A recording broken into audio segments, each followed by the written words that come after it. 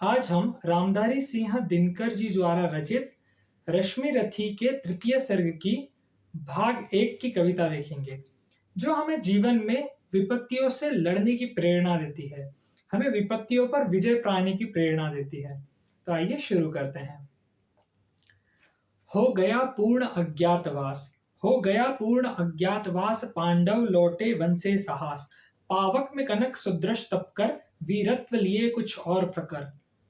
नस नस में तेज प्रवाह लिए, कुछ और नया उत्साह लिए। सच है विपत्ति जब आती है, कायर को ही दहलाती है। शूरमा नहीं विचलित होते, क्षण एक नहीं धीरज खोते। विघ्नों को गले लगाते हैं, कांटों में राह बनाते हैं।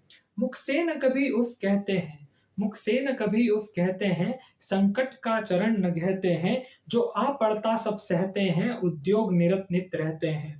शूलों का मूल नसाने को, शूलों का मूल नसाने को, बड़ खुद विपत्ति पर छाने को।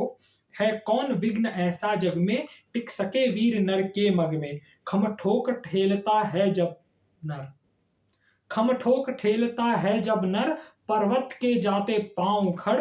मानव जब जोर लगाता है, पत्थर पानी बन जाता है। गुण बड़े एक से एक प्रखर, छिपे हैं मानव के भीतर। मेहंदी में जैसे लाली हो, वर्तिका बीज उजियाली हो। बत्ती जो नहीं जलाता है, रोशनी वह नहीं पाता है। पीसा जाता जब इक्षुदंड, बहती रस की धारा अखंड। पीसा जाता जब इक्षुदंड, बहती रस की धारा अखंड। जब फूल पिरोए जाते हैं, हम उनको गले लगाते हैं।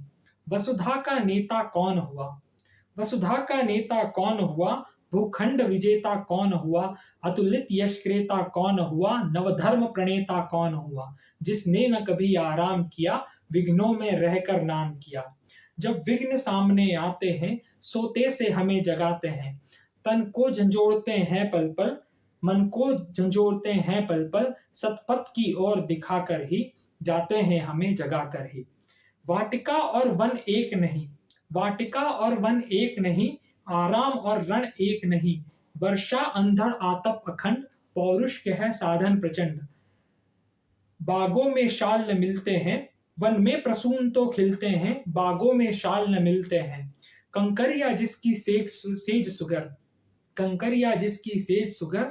छाया देता केवल अंबर, विपदाएं दूध पिलाती है। आंधी लोरिया सुनाती है, जो लाक्षागृह में जलते हैं, वे ही सूरमा निकलते हैं।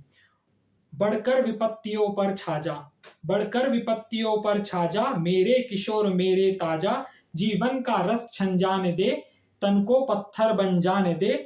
तू स्वयं तेज भयकारी है, क्या कर सकती चिंगारी है।